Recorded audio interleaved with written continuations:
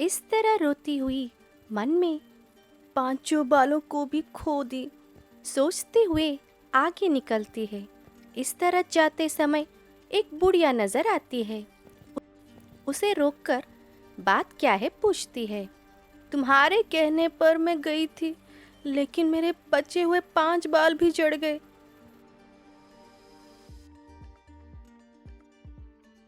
तब बुढ़िया कहती है, बेटी, अगर तुम मेरे कहने पर जैसा कहा था वैसा ही किया होता तो तुम्हारे अभी तक नए बाल आ जाते, लेकिन तुमने वैसा नहीं किया, इसीलिए बचे हुए बाल भी तुमने खो दी। मेरी बात मानो, तुम दोबारा जाओ, तुम्हारी भला होगा। बात मानकर वापस जाती है।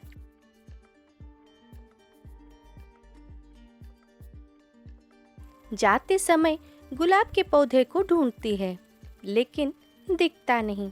पौधे को उखाड़कर फेंक दी थी। हवा के झोंके के कारण उड़ गया होगा सोचकर आगे निकलती है।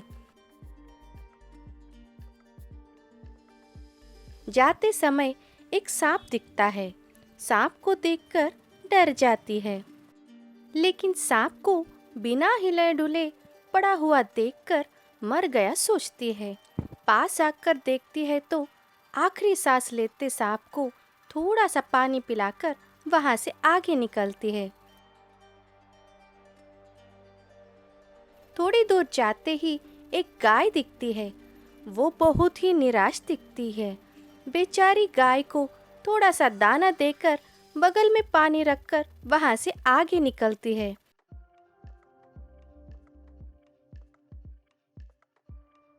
थोड़ी दूर जाने के बाद एक घोड़ा अपने पैर की चोट से पीड़ित दिखता है। घोड़े के पैर पर पट्टी बांधकर पानी देकर दाना देकर जाती है तो आश्रम के पास पहुंच जाती है। स्वामी के पास जाती है तो उसे पहले की तरह 3 बार जाकर डुबकियां लगाने को कहता है। वो जाकर 3 बार डुबकी लगाती है। वो भी बहुत सुंदर बन जाती है। स्वामी के पास जाकर प्रणाम करके वहां से निकल जाती है। वैसे आगे निकल जाती है। जाते समय एक घोड़े की सवारी सामने आती है। उसे देखकर मैंने ही उसके पैर पर पट्टी बांधा था सोचकर घोड़े की सवारी पर बैठकर वहां से आगे निकल जाती है। जाते जाते गाय दिखती है। गाय उसे बड़े बर्तन से दूध देती है। वो उस दूध को सवारी में रखकर वहां से निकलती है। थोड़ा आगे जाने के बाद सांप कुछ अमूल्य मणि रत्नों को उसके हाथों देता है। उन सब चीजों को लेकर वापस आ जाती है। आते समय बुढ़िया के पास पहुंचती है। उससे कहती है, अब मैं बहुत सुंदर बन गई, ये सब तुम्हारी ही वजह से हुई है। इसीलिए उन रत्नों में से एक निकालकर बुढ़िया को देना चाहती थी, लेकिन बुढ़िया मना कर देती है। नहीं बेटी, तुम अपने पास ही रखो, मैं इन रत्नों का क्या करूंगी। तुम राज्य लौट जाओगे ना, वहां पर गरीब जनता की सेवा करना।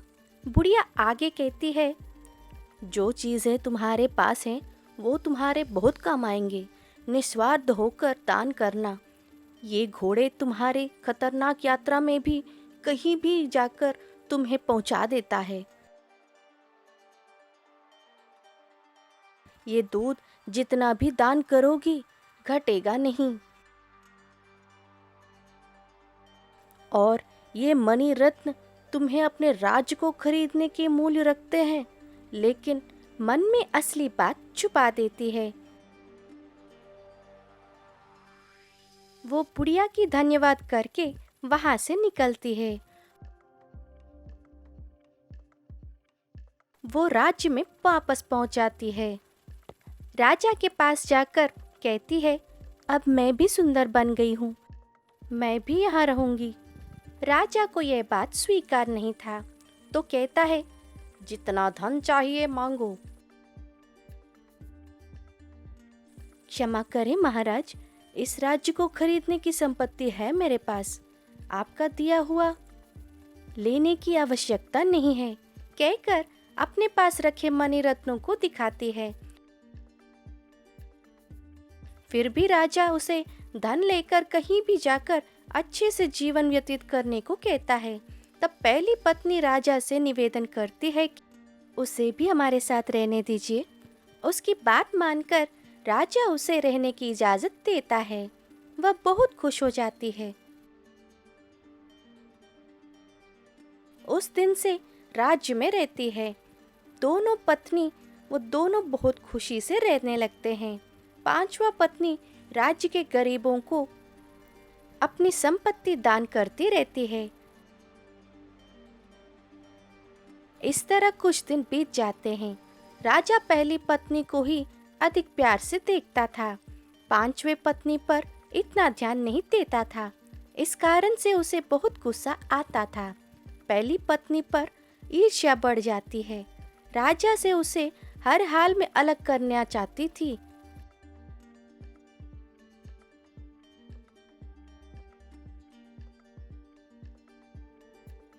एक दिन राजा दोनों पत्नियों को बुलाकर कहता है कि तुम दोनों इतने सुंदर कैसे बन गए।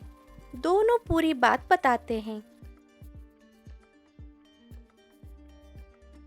ठीक है, अब तो तुम दोनों के लिए एक परीक्षा लूंगा। उसमें जो जीतेगा उसी को इस राज्य में स्थान मिलेगा। हारने वाले को राज्य को छोड़कर जाना पड़ेगा।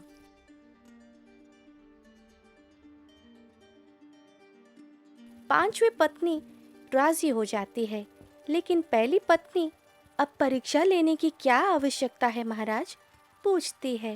राजा को राज्य करने वाले राज्य की पत्नी भी समर्थ होना चाहिए, इसीलिए तब पहली पत्नी भी राजी हो जाती है।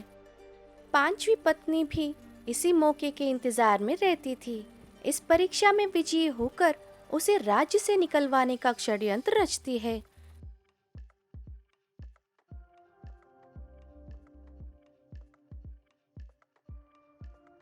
राजा, इस राज्य के 2 गांवों को मैं तुम दोनों को देता हूँ। वहाँ की प्रजा की सारी समस्याएं 1 महीने के अंदर सुलझानी चाहिए। 1 महीने के बाद यदि कोई आकर मुझे ये समस्या है कहकर कोई आता है तो वो हार जाता है, उसे राज्य से बाहर जाना पड़ेगा। दोनों पत्नियां इस पर राजी होते हैं।